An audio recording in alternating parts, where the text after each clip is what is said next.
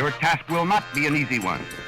Your enemy is well trained, well equipped, and battle hardened. There is not a liberal America and a conservative America. There is the United States of America.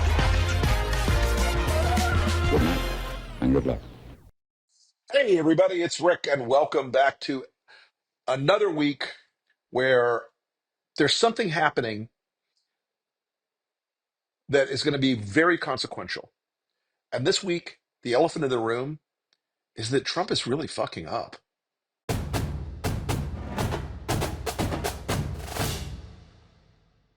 I know you think that is obviously sort of self-evident. You think, oh my God, of course Trump's fucking up. Of course he's making every mistake in the book.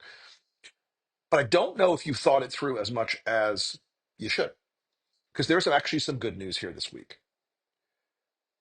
There is a growing sense of awareness that the impacts of turning Elon Musk and a bunch of weird incel dudes loose in the government is like, coating yourself with barbecue sauce and running through a party of wolves.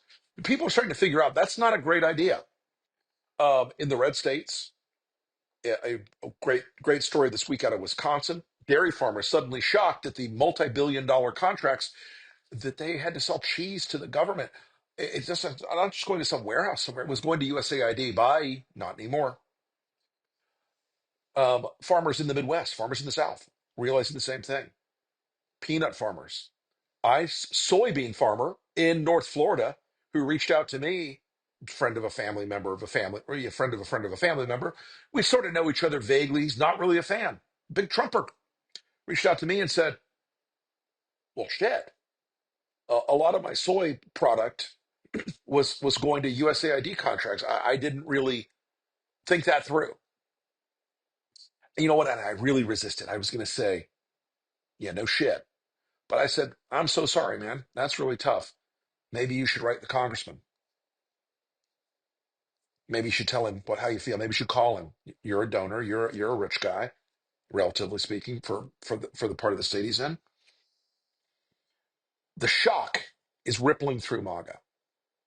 I'd like to point out that hurricane season is going to start in a few weeks or a few months, and in Florida and North Carolina and Louisiana and Mississippi and Alabama and Georgia and South Carolina, all states that have recently been hit with devastating tornadoes and hurricanes,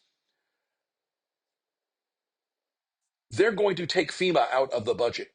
The House is taking FEMA out of the budget. This is a mistake. The House is trying to cut these programs post hoc, trying to clean up Elon's mess. But the things the government is supposed to do, we can all argue about how many things they should be doing and what they should be doing and what degree they should be doing them. But I'll tell you something. As a pilot, I'm okay paying taxes so I get air traffic controllers that keep my plane from hitting somebody else's plane.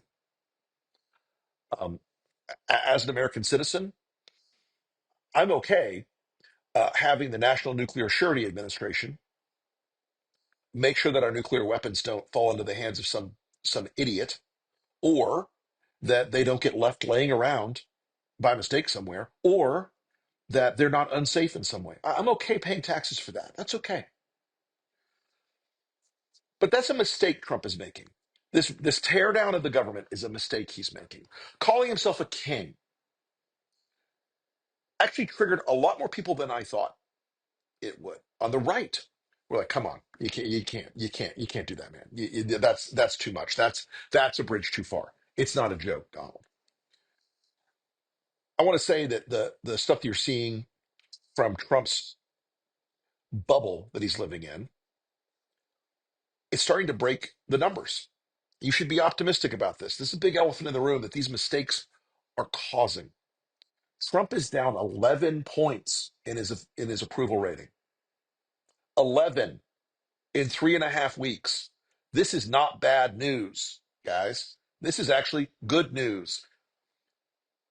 The things he's doing are having a very direct impact on the way he is perceived.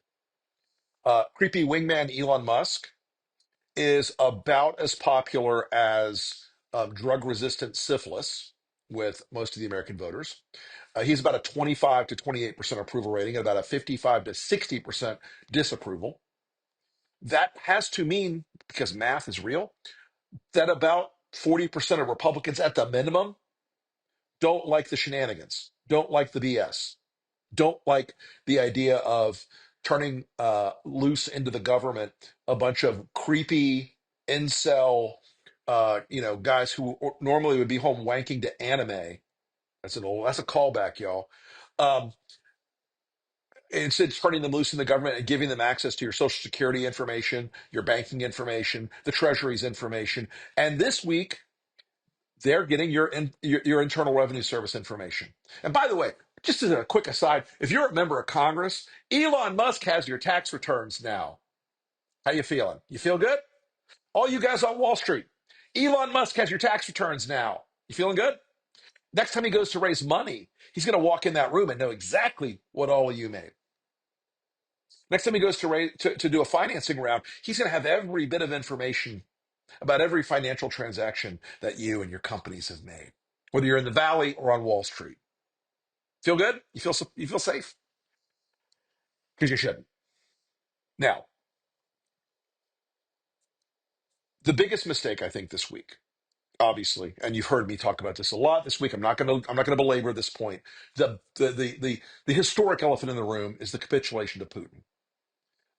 Unbelievable. And I have talked about it on my Substack. I've talked about it on TV. I've talked about it on the podcast for Lincoln and for Enemies List. I've said a lot about it. But the polls that are out this week show you how badly Donald Trump has misread this situation. Vladimir Putin is not popular. Vladimir Putin is not considered a good guy. He's not considered someone we can trust or do business with. In fact, about 70% of Americans think he's a dictator. Oh, oh, I'm sorry. You can't rebrand evil that quickly.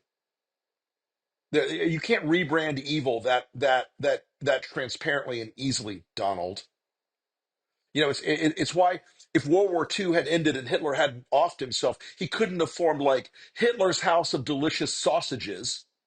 The branding is bad. Being a war criminal is bad for your brand, and Putin is a war criminal. Trump has embraced him. There are a lot of scenarios where, as I've said, that World War III started this week. And I honestly believe that we may well have had that. Not the shooting part, but when historians look back 100 years from now, they're going to go, yeah, that was the week that Donald Trump triggered World War III because he didn't know what he was doing.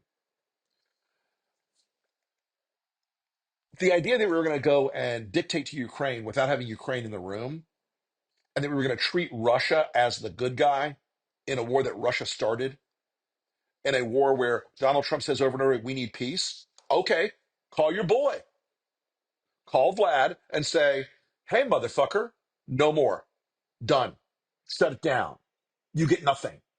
But Donald Trump can't do that because people are seeing he's weak and stupid.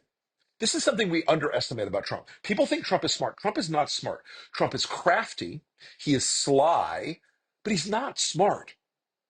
And the degree of his not smartness right now is really on display with the way he's handling Putin. And Americans are seeing it and we're seeing the results of it in the polling. This is not a guy who is a good negotiator. Putin is a good negotiator. And you know what we've got out of Russia so far? Jack and shit. A combination of zero jack and zero shit.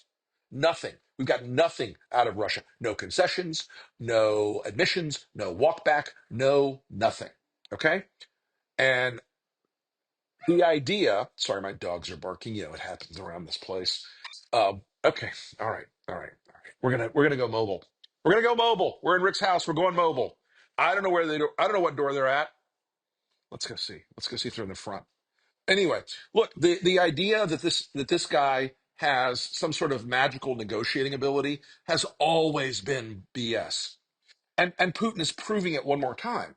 We know that Putin is rooking Trump. We know Putin is playing him like a damn fiddle. We know that there's nothing that this guy loves more than to manipulate Donald Trump. I mean, it is his pride and joy to manipulate Donald Trump. He loves playing this guy for a fool. Now, I don't know where the dogs went, but here we are. We're upstairs. But the real elephant in the room of the week, and the biggest part of this, is that the overreach in this administration is going faster and faster. The things they're doing are giving people less and less confidence that he's good at this work. The economic numbers are starting to get queasy. The markets are getting kind of nervous. The idea about tariffs is getting very nerve wracking. The idea that they're going to take over the Federal Reserve and let Donald Trump run it is super nerve wracking. None of this is good stuff for Donald Trump. None of this works for Trump. I know it is easy to be scared of him right now, and it's easy to be scared of the things they're doing. And the things they're doing are horrific, guys. I'm not soft pedaling that. I'm not minimizing that at all. But he is not immortal. He is not covered with steel. He is not politically speaking bulletproof. He is a guy who is making mistakes. And the mistakes he's making are because he's not that smart. The mistakes he's making are because he's got a creepy wingman named Elon Musk who has now become the president in all but name. The mistakes he's making are because Congress has been passive and now they're scared because they see what's starting to happen with their constituents. They're getting hurt every day. They're angry about it. They haven't said anything publicly because they're afraid of Trump, but their survival is now at stake. Their political survival is now at stake. Folks, the elephant in the room is that Donald Trump's making a lot of mistakes. A lot. And they're going to hurt him. I know it's easy to get down right now. I know it's easy to feel like you've been beaten and there's nothing we can do about it. Keep talking. Keep being active. Keep reaching out to your member of Congress, Republican or Democrat. Beat them over the head every day to fight this. Do not hesitate to, to appeal to your elected leaders. In the Senate, we have a very, very, very narrow margin. In the House, we have a narrow margin. There's nothing these Republicans can do right now in the House without some Democratic help. Tell your Democratic reps, not a goddamn thing for these people. Freeze the line. Do not pass a budget. Make Trump own it. Because that budget they're trying to pass is going to codify a lot of the poison that Elon wants to put in the American system. Don't do it. Stay strong. We'll be back next week with another elephant in the room. We appreciate all of you. You can follow me, of course, on the Lincoln Project podcast. You can follow me, of course, on the Enemies List podcast. Check out my Substack. Follow us at the Lincoln Project at lincolnproject.us. And if you want to support the work we do here at the Lincoln Project, go to lincolnproject.us/helplp. Thanks for everything, everybody. Appreciate you. We'll see you next week.